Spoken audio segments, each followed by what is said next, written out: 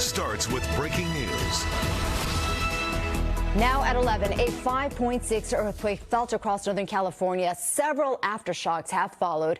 A few minutes after 8 this morning, many got a shake alert notification alerting them of that earthquake. Good morning, everyone. Thank you for joining us. I'm Annabelle Sedano. NBC4's Katy Vara is live in our newsroom with new video of the shaking.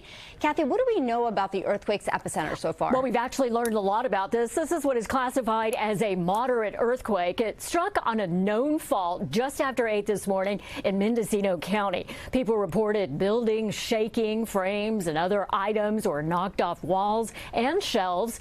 Governor Gavin Newsom put out a statement on social media saying that his office is closely coordinating with emergency officials, assessing any potential impacts and damage. They added that nearly 657,000 earthquake early warning alerts were sent by the MyShake app. Of course, whether you felt it depends on a number of factors, not just the magnitude. There's also the distance. Seismologists say the closer you are to the epicenter, the more likely you are to feel the effects of those seismic waves. Very close to where the earthquake occurred, people felt moderate to very strong shaking. So if you're very close to the event, you're going to get quite a shake for this size event. And then as we look farther out, folks who are in the northern San Francisco Bay Area and at larger distances from the quake are barely going to feel it. It didn't stop there either. This earthquake was followed by a magnitude 2.5 aftershocks. They say to expect more aftershocks in the coming days, some as large as 4.0 or larger.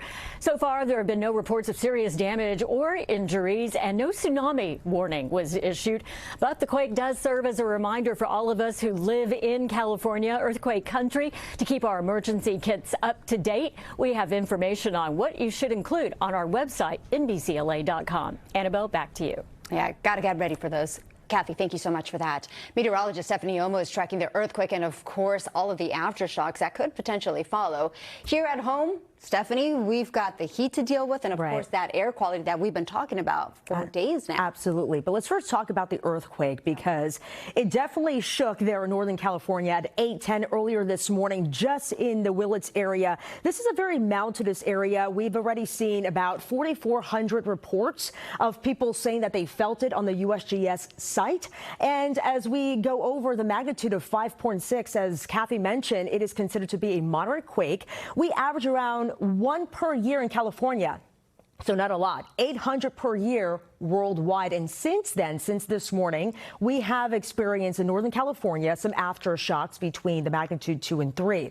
Now, I want to go over the shaking intensity. So again, this is very subjective. It depends on local geology, the depth of the earthquake, as well as where you live, how far you live from the quake. Now, a lot of people reported moderate, strong to very strong. There has been reports of people saying that items have been falling off shelves, picture frames falling down, and also down power lines as well. A lot of people are left without power there in Northern California.